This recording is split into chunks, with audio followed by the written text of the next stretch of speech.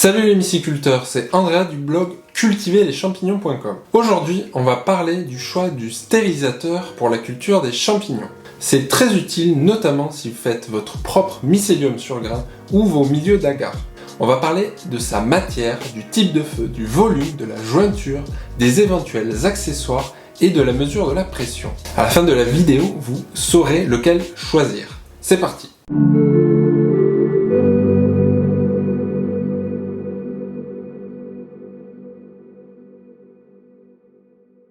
Si vous êtes nouveau sur la chaîne, n'hésitez pas à télécharger gratuitement votre e-book pour débuter dans la culture des champignons.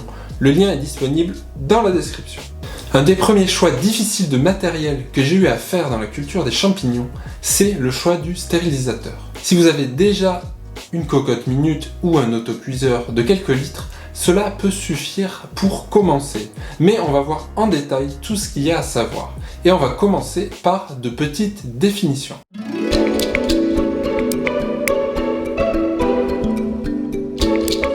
Je préfère vous donner mes définitions personnelles pour que nous parlions de la même chose et qu'il n'y ait pas d'amalgame. Lorsque je parlerai de stérilisateur, je parlerai d'un appareil de stérilisation et j'utiliserai de ce terme générique le plus souvent dans cette vidéo. La stérilisation, c'est l'opération qui consiste à détruire les germes, donc microbiens. Un autoclave, c'est un récipient métallique à fermeture extérieure hermétique, résistant à des pressions élevées. Et enfin, un autocuiseur, une cocotte minute, ce sera un appareil pour cuire les aliments sous pression plus rapidement.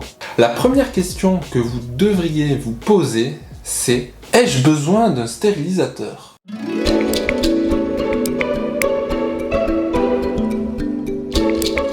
Ma réponse courte serait oui. Si vous voulez cultiver du mycélium sur grain, préparer des substrats ou de l'agar ou toute autre opération nécessitant une stérilisation.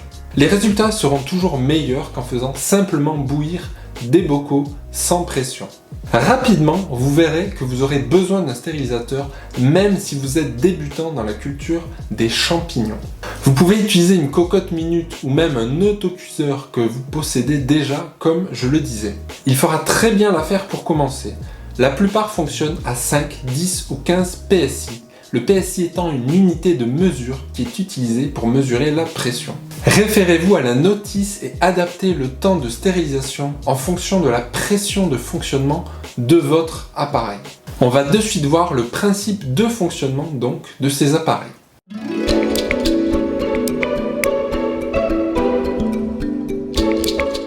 Le principe de fonctionnement de certains stérilisateurs, notamment des autoclaves, leur permet en fait de monter à des températures qui sont supérieures à 100 degrés. En effet, l'eau chauffée à l'intérieur va être mise sous pression et va se transformer en vapeur, permettant d'atteindre des températures entre 120 et 130 degrés.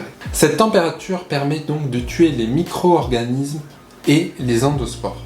En ce qui concerne la pression pour obtenir une telle température, le stérilisateur doit pouvoir atteindre environ 15 PSI, ce qui correspond à peu près à plus 1 barre de pression par rapport à la pression atmosphérique. Les valeurs de pression peuvent également être en kPa, étant donné que 100 kPa est égal plus 1 bar de pression atmosphérique. Il faut retenir que plus la pression d'un stérilisateur est haute, plus la température sera haute. Et donc plus la stérilisation sera efficace et rapide. Efficace car certains germes ne sont tués qu'à de très hautes températures. C'est le cas des endospores. Maintenant on va voir comment choisir son stérilisateur pour cultiver les champignons.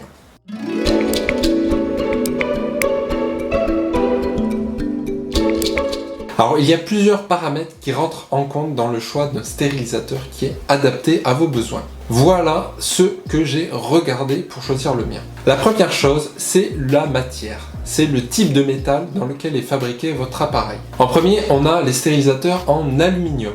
L'aluminium rend les stérilisateurs donc plus légers et ils sont aussi moins chers pour l'achat. Toutefois, cette matière est plus salissante au nettoyage.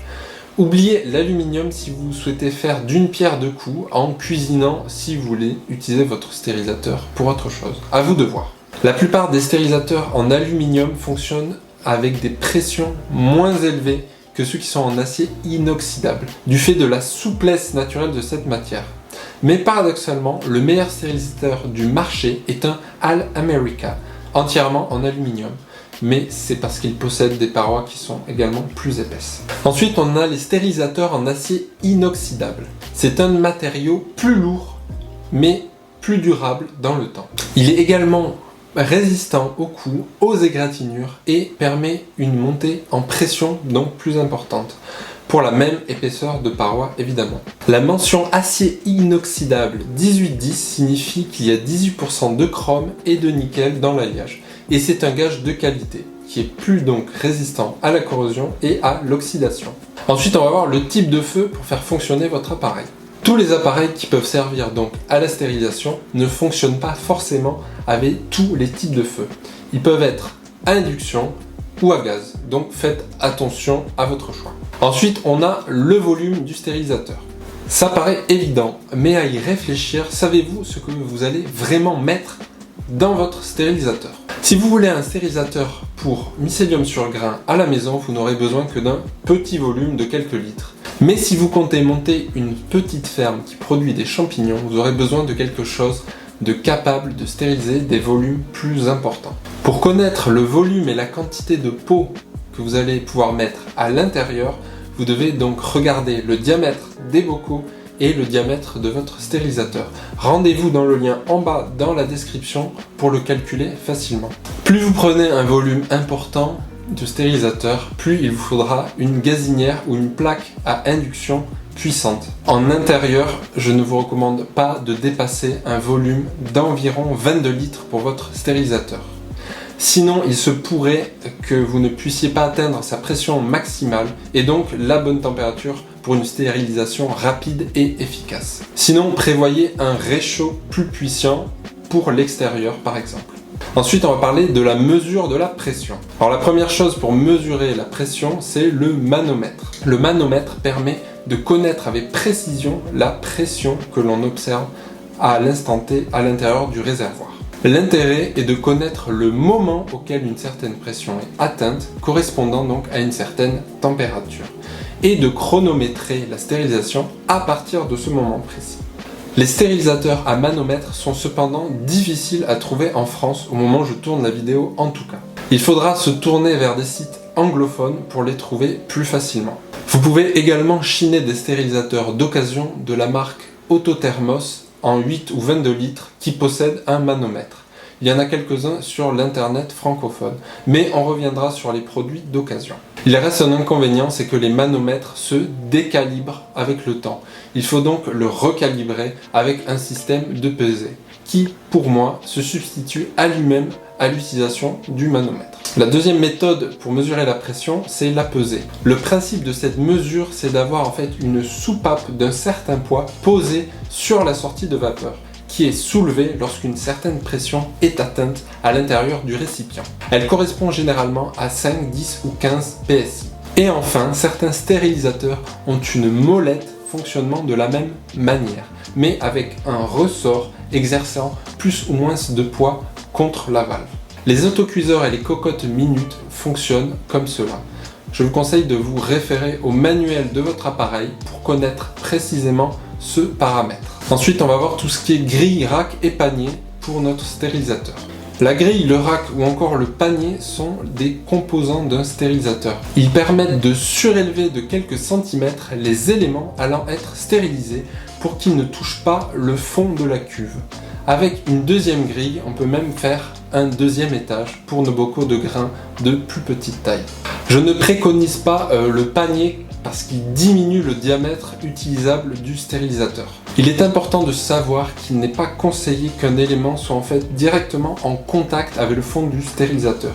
Celui-ci va absorber davantage d'énergie et donc de chaleur. Et le résultat ne sera pas homogène par rapport aux éléments qui n'ont pas eu de contact direct avec le fond, dans le cas de plusieurs étages. Ensuite, on va voir le type de jointure. Alors, on a deux types de jointures possibles pour nos stérilisateurs. La première jointure, c'est celle en caoutchouc contre du métal. Elle est généralement composée d'un joint en plastique, facile à nettoyer, mais qui se dégrade au cours du temps. Ensuite, on a la jointure métal contre métal. Elle dure aussi longtemps que le stérilisateur lui-même, il n'y a jamais besoin de la changer. Cependant, elle est plus rare à trouver. Maintenant, je vais vous donner quelques conseils avant un éventuel achat. Si vous avez pris la décision d'acheter un stérilisateur ou un autoclave ou tout autre matériel qui va permettre une montée en pression, je vous conseille d'acheter du neuf. Mon conseil va dans le sens de la sécurité. Mais vous êtes bien évidemment libre de faire comme bon vous semble. Si du moins vous achetez d'occasion, veillez à obtenir au moins la notice d'utilisation de l'appareil et d'en prendre connaissance. Les accidents avec du matériel sous pression peuvent être dangereux. Donc, un petit récapitulatif. Donc pour votre stérilisateur, vous avez le choix entre de l'inox et de l'aluminium en termes de matière. Ensuite, choisissez le volume donc en fonction de l'utilisation que vous en avez. Puis, soit un manomètre, une pesée ou un ressort pour mesurer la pression. Ensuite, une grille adaptée donc au diamètre de notre stérilisateur et la jointure selon vos préférences et surtout les disponibilités du marché. À présent, vous savez tout ce qu'il faut savoir pour choisir votre stérilisateur pour la culture des champignons. N'oubliez pas qu'il n'est pas nécessaire d'acquérir du nouveau matériel pour faire des choses de qualité. Privilégiez la connaissance au matériel. Voilà, c'est tout pour aujourd'hui les myciculteurs. Si la vidéo vous a plu, n'hésitez pas à commenter, à liker, à vous abonner et à partager la vidéo. Pour ma part, je vous dis à la prochaine les myciculteurs.